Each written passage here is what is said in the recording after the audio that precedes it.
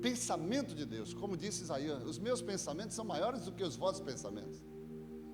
Assim como os céus são maiores do que a terra, assim, aleluia, é a minha palavra que não voltará vazia quando for a enviada, mas se cumprirá certamente conforme o propósito pela qual ela for estabelecida, for enviada, não voltará vazia.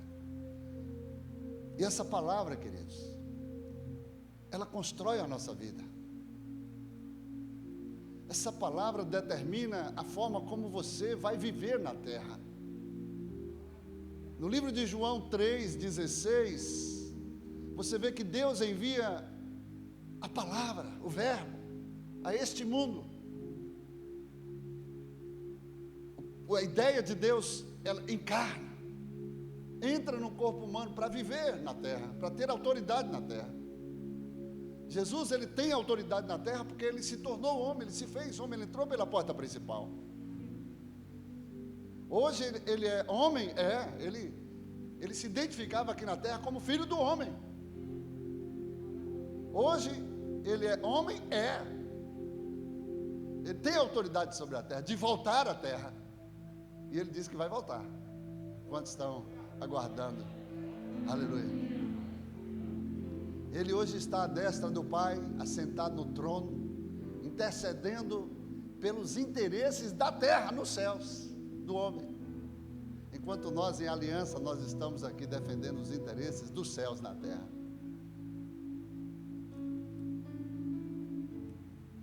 E Jesus, ele viveu esta palavra. A única forma de você vencer o pecado é vivendo a palavra. E aqui no texto, eu fiz esse preâmbulo todo, essa introdução para você entender o que é que Deus quer te revelar nessa manhã. Vou ser bem pragmático, não vou demorar. Mas Deus vai falar com você de uma forma que você nunca mais vai ser a mesma pessoa depois desta mensagem. E ele diz: o Senhor Jeová me recompensou conforme a minha justiça, retribuiu-me conforme a pureza das minhas mãos.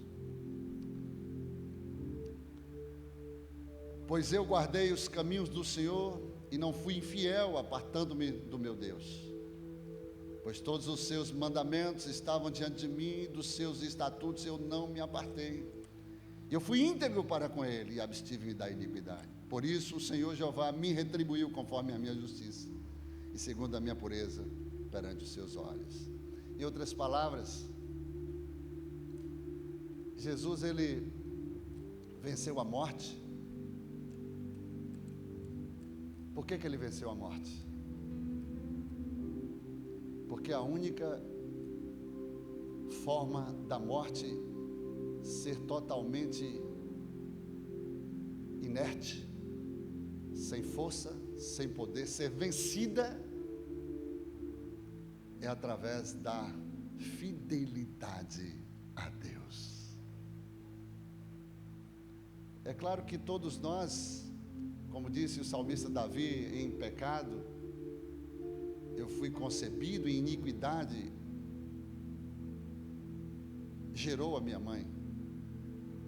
Um homem, quando ele nasce já pecador. Uma criança nasce pecadora, mesmo sendo ingênua ou inocente.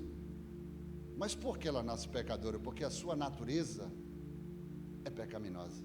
A semente que a gerou é pecaminosa. Uma cobra, quando nasce, você brinca, passa a mão na cabeça dela, né? Não é isso? Você pode até domesticar a cobra, a serpente.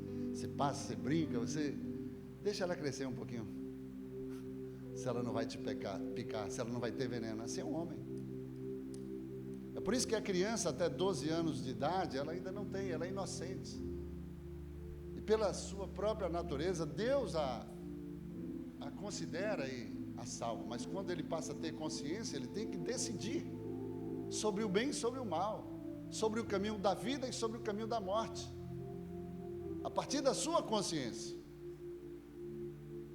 Então nós fomos gerados em pecado. Mas Jesus, quando veio a essa terra, ele recebeu uma semente incontaminada, uma semente não humana, mas uma semente divina. Por isso que ele não foi gerado em pecado, mas ele estava no mundo e podia pecar, sim ou não? Se ele não pudesse pecar, o diabo não ia perder tempo com ele. O diabo sabia que ele podia pecar, e a única forma dele libertar a humanidade seria manter-se da mesma forma, incontaminado, puro, sem pecado, sem mácula, sem mancha, sem defeito algum. O cordeiro tinha que ser perfeito para o sacrifício. E o diabo, em todos os tempos, procurou somente uma brecha, somente uma brechazinha para poder invalidar todo o sacrifício dele. E o livro de Tiago, capítulo 2, diz que se nós pecamos em um ponto da lei, tornamos culpado de toda a lei. E Satanás, durante todo o tempo, ele tentou simplesmente uma brechazinha, uma fagulhazinha, para poder chegar diante da justiça de Deus. Não foi perfeito, não pode ser aceito como resgate da humanidade. A justiça de Deus, ela se equilibra na sua equidade. Deus é misericordioso, é amoroso, mas existe a justiça que vem balancear e não pode deixar Deus sair do seu equilíbrio de retidão. E esse julgamento era para o seu próprio filho, que foi enviado para pagar o preço por cada um de nós, porque nós estávamos condenados ao fogo do inferno. E Jesus não veio simplesmente somente nos livrar das labaredas do inferno, mas ele veio fazer muito mais além. Ele veio para nos dar vida, e vida abundante, para que pudéssemos viver e revelar a vida do Filho em cada um de nós. Aleluia. Então, ele cumpriu a palavra, ele cumpriu os mandamentos, e a única forma dele invalidar a morte, vencer a morte, foi através do cumprimento de todos os mandamentos. Você se lembra quando aquela mulher foi flagrada em pleno ato de adultério? O que os fariseus, doutores da lei, estavam ali sempre arguindo, tentando pegar Jesus em uma fragilidade, em alguma brechazinha? Mestre, tu sabes a lei, e a lei manda que uma mulher, quando é flagrada em pleno ato de adultério, que ela seja apedrejada. E tu que dizes? Está aí a mulher. E tu que dizes? Queria tentar Jesus. Aí Jesus baixa. Irmão, eu gosto de Jesus, que Jesus, ele nunca é impetuoso na hora de responder. As pessoas querem pegar ele em alguma coisa, e eu aprendi isso. Ele para, ele não precisa responder, não tem obrigação de responder na hora. Ele baixa e começa a escrever. Ele diz: aquele que não tem pecado,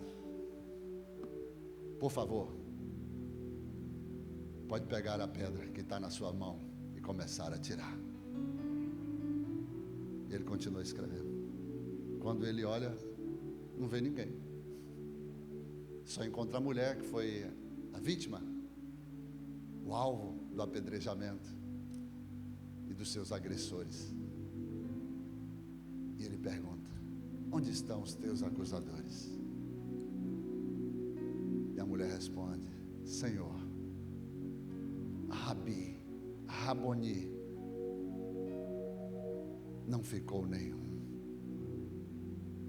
Aliás, só tinha um que podia condenar aquela mulher: Jesus, que nenhum pecado se encontrava nele. Somente ele que tinha poder para condenar aquela mulher à morte. E Jesus então disse: eu que posso também não vou te condenar. Vai e não peques mais, para que não te suceda coisa pior. Ele não simplesmente diz se você está isenta, mas ele alerta: não peques mais, porque senão você será vitimada e condenada.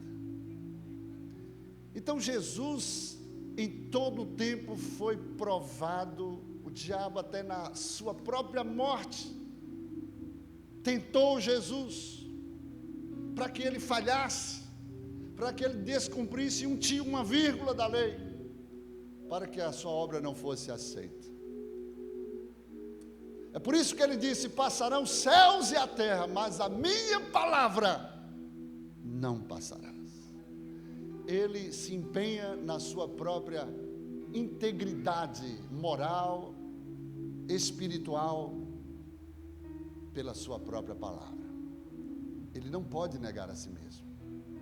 Ele não pode voltar atrás.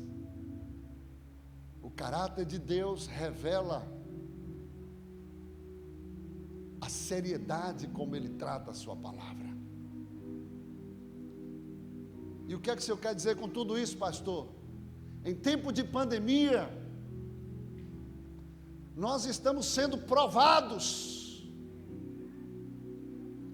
Muitos pastores, mestres, apóstolos, evangelistas, profetas, muitos estão sendo provados. Rebanho, a igreja. Deus trouxe essa pandemia para julgar nações, povos, tribos, raças, governantes, a iniquidade. Mas Ele trouxe essa pandemia também para confrontar a sua igreja, com o objetivo de trazê-la para perto de si, atrair a igreja para si, porque a igreja nunca, durante todas as gerações da história da humanidade, esteve tão longe, tão desalinhada, tão fora da vontade de Deus. E está previsto. O apóstolo Paulo diz que nos últimos dias o amor de muitos esfriarão, e o diabo até mesmo, possivelmente, há de enganar até os próprios eleitos de Deus. Quanta ignorância, quanta falta de prazer em buscar, em ruminar a palavra de Deus.